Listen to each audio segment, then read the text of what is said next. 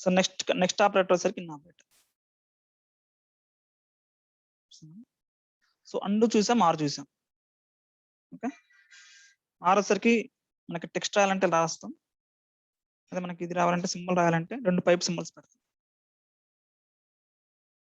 Okay, right. So next in operator. In operator వచ్చేసరికి మనకి మీరు టూల్లో చూసారు కదా, ఎండిఆర్ఎం టూల్, ఎండిపిఎం టూల్స్ ఉన్నాయి కదా. సో అందులో మనం మల్టిపుల్ పార్ట్ నెంబర్స్ అని ఒకేసారి సెర్చ్ చేయాలన్నా, లేకపోతే మల్టిపుల్ మెటీరియల్ నెంబర్స్ ఉంటాయి కదా స్టార్టింగ్ లో. సో మెటీరియల్ నెంబర్స్ మల్టిపుల్ ఒకేసారి రిట్రీవ్ చేయాలన్నా మీరు ఏం చేస్తారంటే అక్కడ ఈక్వల్స్ టు తీసేసి ఇన్ని పెడతారు అక్కడ స్టార్టింగ్ లో. ఇన్ని పెట్టేసేసి కామాతో సపరేట్ చేసేసి మీరు సెర్చ్ కొడితే మీకు ఎన్నైతే పార్ట్ నెంబర్లు ఇచ్చారో అన్ని పార్ట్ నెంబర్ల డేటా మీకు ఇక్కడ డిస్ప్లే అవుతుంది అవుట్పుట్ లో. ఓకే, సో ఇన్ ఆపరేటర్ ఏంటంటే మల్టిపుల్ సెర్చ్ ని ఒకేసారి చూడాలంటే ఇన్ ఆపరేటర్ వచ్చేస్తుంది, సింపుల్. సో ఇక్కడ మనం ఆల్రెడీ ఫార్ములా రాస్తాం. మనకి ఏంటంటే 3 కండిషన్స్ ఉన్నాయి ఇక్కడ. 1, 7, 6 ఉన్నప్పుడు వీకెండ్ అనాలంటున్నాం, లేకపోతే వీక్ డే అనాలంటున్నాం. సో మనకి 3 ఉన్నాయి కాబట్టి ఓకే, మనకి మల్టిపుల్ కండిషన్ ఉన్నప్పుడు ఇలా ఫార్ములా రాయడం అనేది బెస్ట్ ప్రాక్టీస్ కాదు అలా. సో దానికోసం ఏంటంటే ఇన్ ఆపరేటర్ వచ్చేస్తాం. చూడండి సేమ్ అవుట్పుట్ ఇన్ ఆపరేటర్ చేస్తే అలా వస్తాం, చూద్దాం. సో న్యూ కాలం తీసుకుంటున్నాను.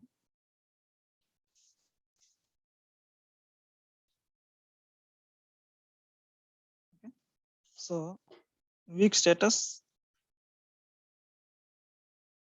ఇన్ అని ఇస్తున్నాను.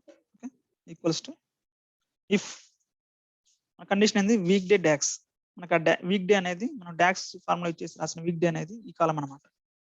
ఇన్, సో ఇన్ అని చెప్పేసి చూడండి ఇందులో మనం స్పెసిఫై చేయాలన్నమాట ఏమేంటి.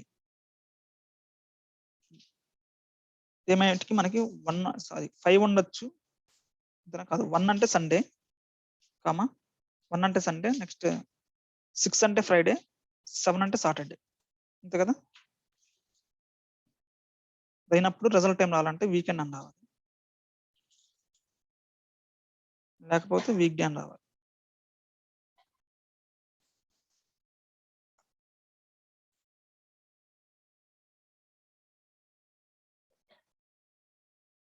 చూడండి, సో ఇక్కడ ఫార్ములా చూడండి ఎంత ఉందో, సో ఇక్కడ చూడండి ఫార్ములా ఎంత.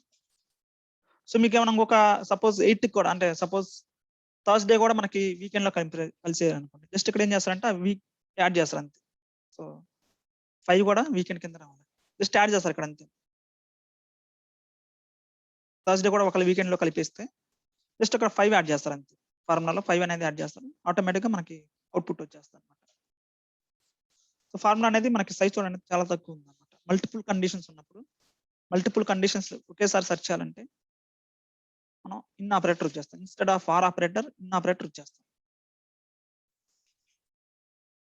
ఓకే, సో ఇది ఇన్ ఆపరేటర్ అనమాట.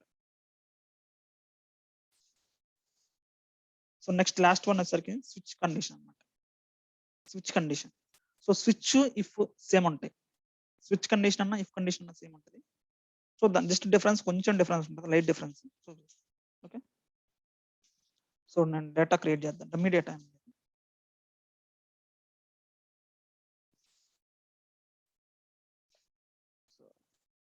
సో టేబుల్ క్రియేట్ చేస్తాను, డిపార్ట్మెంట్ ఏం లేదు, డమ్మీ అనమాట. డిపార్ట్మెంట్ ఐడి ఇస్తున్నాను.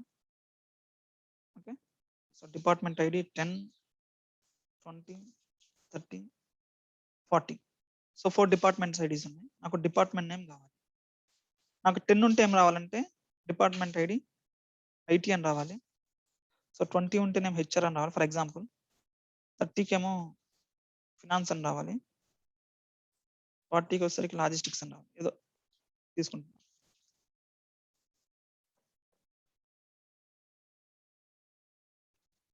ఓకే, చూద్దాం. మీరు ఇఫ్ కండిషన్ అలా చేసి చేయొచ్చు ఇది. అంటే ఇది ఇక్కడ డైరెక్ట్ గా మీరు వేసుకో కాపీ పేస్ట్ చేయొచ్చు అంటే చేయొచ్చు, కానీ ఇది మామూలు సింటాక్స్ సినారియో చెప్తాను అనమాట.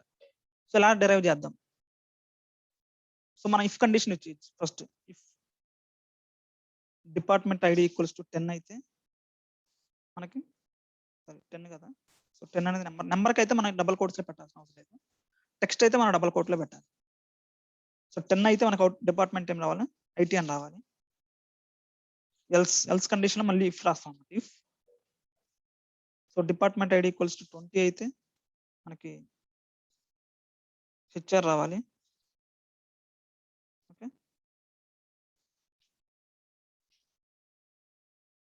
నెక్స్ట్ మళ్ళీ else if department ID equals to 30 అయితే మనకి ఫైనాన్స్ రావాలి.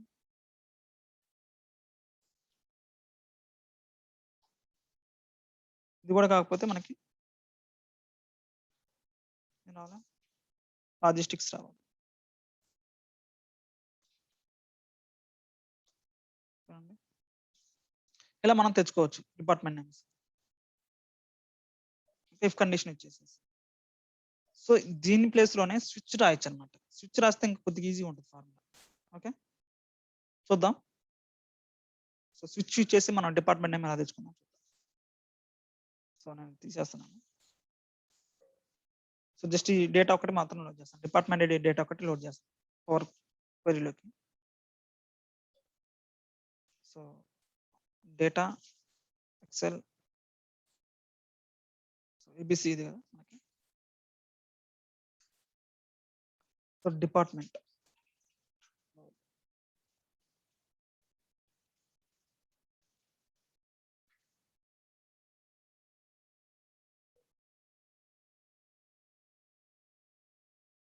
సో మనకి డిపార్ట్మెంట్ డేటా వచ్చింది కదా. ఓకే సో డిపార్ట్మెంట్ డేటా వచ్చింది.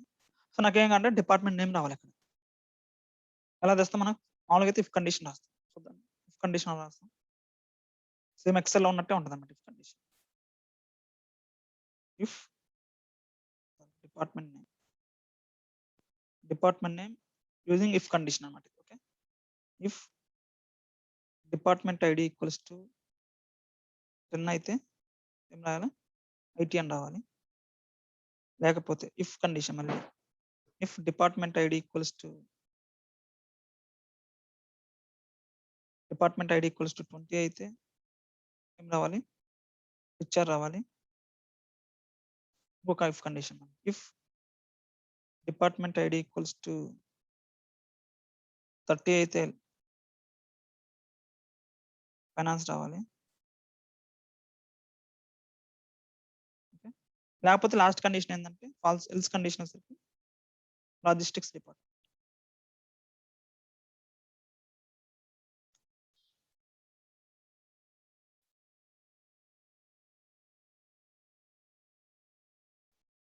ఏమైంది, ఓకే ఇక్కడ మనకి ఇక్కడ డబల్ కోట్ మూసేది. So double quotes two side ఇవ్వాలి కదా, ఒక సైడ్ ఇచ్చి.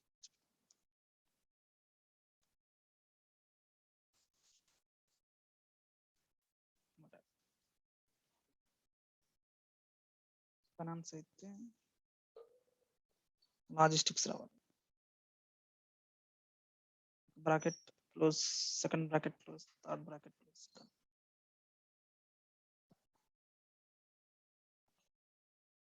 ఓకే సో ఇలా మనకు అవుట్పుట్ వస్తుంది అన్నమాట ఇఫ్ కండిషన్ ఇచ్చేస్తే. సో చూడండి ఇఫ్ కండిషన్ మీరు యూజ్ చేసేటట్టయితే ప్రతి స్టేట్మెంట్ లో మీరు కండిషన్ స్పెసిఫై చేయాలి. Department ID equal 10, department ID equal 20. So ప్రతి దగ్గర మనం ఈ కండిషన్ అనేది ప్రతి దగ్గర మెన్షన్ చేయాలి. ప్రతి స్టేట్మెంట్ లో మీరు ఆ కండిషన్ మెన్షన్ చేయాలి. అదే స్విచ్ యూజ్ చేస్తే అలా వస్తుంది. చూద్దాం ఫార్ములా ఎలా రాయాలో చూద్దాం. సేమ్ అవుట్పుట్ వస్తుంది యూజింగ్ స్విచ్. చూద్దామా. సో న్యూ కాలమ్ క్రియేట్ చేస్తున్నాను.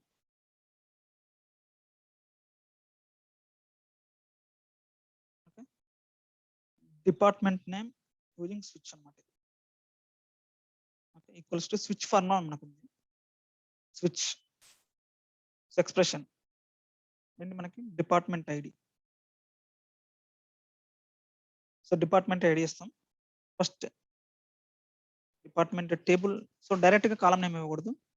So table name column name ఇవ్వాలి. ఇట్లా డైరెక్ట్ కాలం నేమ్ వస్తే అట్లా వస్తుంది. సో ఫస్ట్ వాల్యూ 1 ఒక డిపార్ట్మెంట్ ఐడి అనేది 10 అయింది అనుకోండి, ఏం రావాలి అవుట్పుట్ మనకి రిజల్ట్. చూడండి సింటాక్స్ చూడండి, ఎక్స్ప్రెషన్ ఫస్ట్ డిపార్ట్మెంట్ ఐడి అనేది ఎక్స్ప్రెషన్. ఆ కాలంలో 10 అనే వాల్యూ ఉంటే రిజల్ట్ ఏం రావాలి, ఐటీ రావాలి. ఓకే నెక్స్ట్ 20 వాల్యూ ఉంది అనుకోండి, వాల్యూ 20 ఉంటే మనకు అవుట్పుట్ ఏం రావాలి, హెచ్ఆర్ రావాలి. 30 వాల్యూ ఉంటే ఫినాన్స్ రావాలి. 40 ఉంటే లాజిస్టిక్స్ రావాలి. చూడండి డిఫరెన్స్ అర్థమైంది కదా. ఇక్కడ మనం ఈక్వల్స్ టు అని చెప్పేసి ప్రతి స్టేట్మెంట్ లో రాయమన్నమాట. Department ID equals to 10, sorry అదే ప్రతి దానికి ఇఫ్ స్టేట్మెంట్ రాయకుండా ఒకేసారి అంతే. జస్ట్ సింపుల్ ఉంటదన్నమాట. ఇప్పుడు మల్టిపుల్ కండిషన్స్ ఉంటాయి. కండిషన్ మీరు రాశారనుకోండి లెంతీ అవుద్దన్నమాట ఫార్ములా. ఫార్ములా లెంతీ అవుద్ది. సో అలాంటి కేసెస్‌లో ఏం చేస్తామంటే స్విచ్ ఫార్ములా ఇచ్చేసేసి మనకి ఈజీగా డిరైవ్ చేయొచ్చన్నమాట సేమ్. చూడండి సేమ్ అవుట్‌పుట్ వస్తుంది. యూజింగ్ స్విచ్ ఇది. Department name using switch. Okay. ఇదన్నమాట. సో మనకి కండిషన్స్ మన రిక్వైర్మెంట్ బేస్ చేసుకొని ఇఫ్ కండిషన్ ఇచ్చేయాలా, స్విచ్ ఇచ్చేయాలా, అట్లనే ఆర్ ఆపరేటర్ ఇచ్చేయాలా, ఇన్ ఆపరేటర్ ఇచ్చేయాలా, అండ్ ఆపరేటర్ ఇచ్చేయాలా. చాలా చాలా ఇంపార్టెంట్ అన్నమాట. సో మన రిక్వైర్మెంట్ ఏంటి?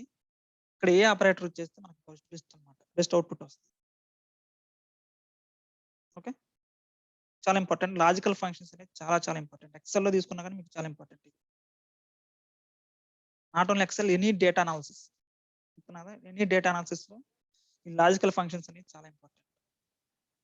ఓకే. సో ఇవి అన్నమాట. లాజికల్ ఫంక్షన్స్ అంటే ఇవి. So if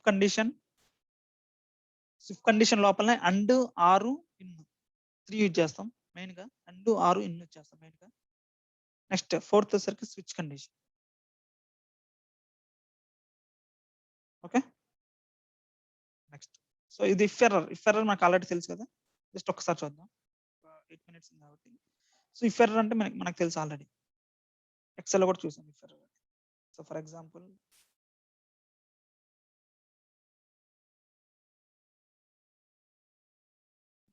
data ABC data.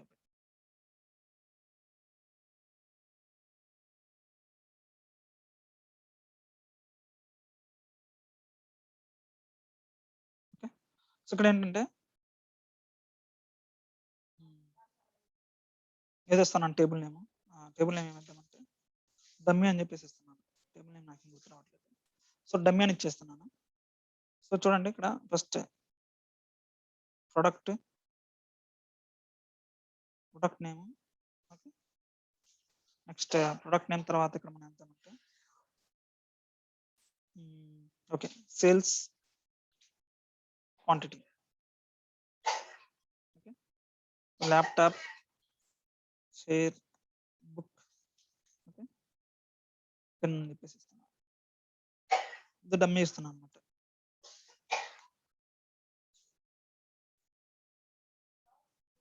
Okay. Quantity వచ్చేసరికి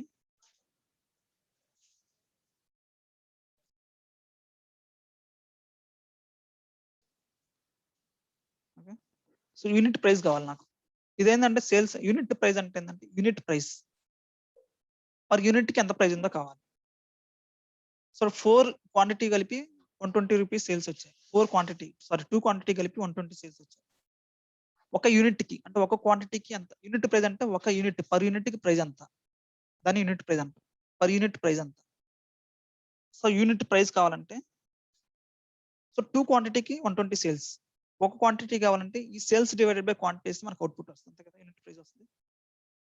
సో సేల్స్ బై క్వాంటిటీ వేస్తే ఒక యూనిట్ కి ఎంత ప్రైస్ ఉందో అంత వస్తుంది. చేద్దాం. Sales by quantity. సో ఇక్కడ చూడండి దీన్ని డివైడెడ్ బై 0 ఎర్రర్ అంటాం అన్నమాట. ఎక్సెల్ లో దీన్ని డివైడెడ్ బై 0 ఎర్రర్ అంటాం. ఏంటంటే కింద మనకి 0 ఎర్రర్ ఉండకూడదు. డినామినేటర్ లో 0 ఉండకూడదు. 0 ఉందంటే ఎనీథింగ్ బై 0 అంటే ఇన్ఫినిటీ కదా మ్యాథమెటిక్స్ ప్రకారం. సో దీన్ని డివైడెడ్ బై 0 అంటాం అన్నమాట ఎర్రర్. చూడండి అక్కడ ఎర్రర్ కూడా డివైడింగ్ బై 0 ఎర్రర్ అన్నమాట. సో ఇలాంటి ఇష్యూస్ మనకి హ్యాండిల్ చేయడం కోసం ఇఫ్ ఎర్రర్ అని చెప్పేసి వచ్చింది అన్నమాట. ఏదైనా మీకు ఇట్లాంటి ఇష్యూస్ ఉన్నప్పుడు ఇఫ్ ఎర్రర్ ఇచ్చేసారు అనుకోండి మీరు దాన్ని హ్యాండిల్ చేయొచ్చు అన్నమాట. ఇఫ్ ఎర్రర్ ముందు ఇఫ్ ఎర్రర్ అని రాసి సో ఒకవేళ ఎర్రర్ వస్తే వాల్యూ సో ఫస్ట్ మనం వాల్యూ ఏందో డిఫైన్ చేయాలి.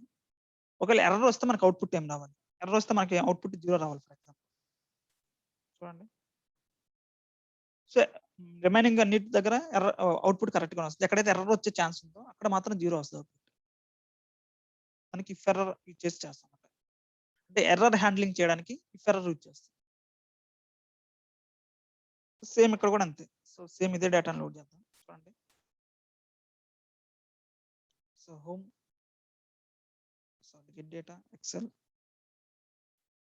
ABC table name. So dummy table name dummy. Okay. Load చేస్తానండి.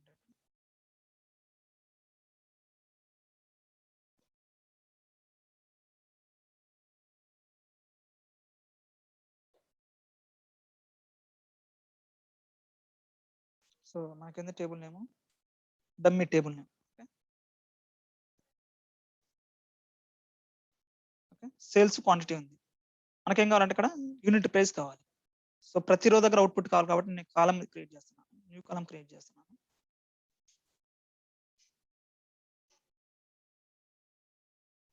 న్యూ కాలం వచ్చేసరికి unit price. Okay, sales by quantity, అంతే కదా, సింపుల్. డమ్మీ టేబుల్ ఉన్న sales divided by dummy table quantity. మీరు direct enter చేస్తే ఏమవుతుందంటే ఇక్కడ ఇన్ఫినిటీ వస్తుంది. Anything by zero is equal to infinity కాబట్టి. ఓకే, ఇది ఎర్రర్. మనకి ఎర్రర్ని హ్యాండిల్ చేయడం కోసం ఇఫ్ ఎర్రర్ ఇచ్చేస్తాం. ఇఫ్ ఎర్రర్ ఇది యాక్చువల్ వాల్యూ ఇది రావాలి. ఒకవేళ ఎర్రర్ అయితే మనకి ఏం రావాలి, జీరో రావాలి.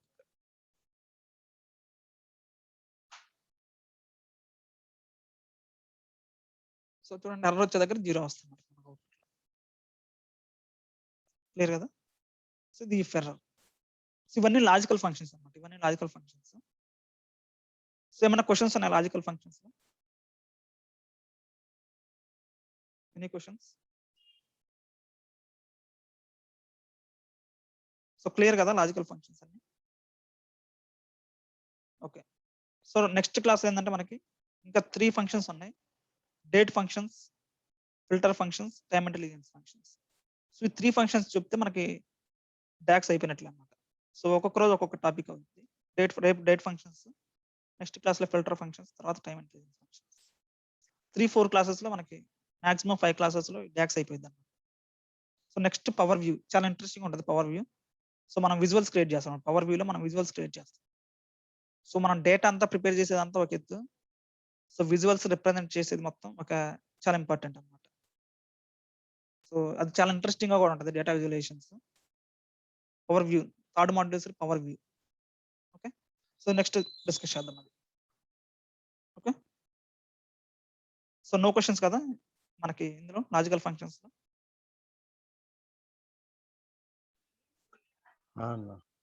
Okay okay no questions. Okay, so ఒకవేళ మీకు ప్రాక్టీస్ ఏమైనా క్వశ్చన్స్ ఉన్నా కానీ ఒకసారి అడగండి. సో డిస్కస్ చేద్దాం. Okay, any time. Okay, right.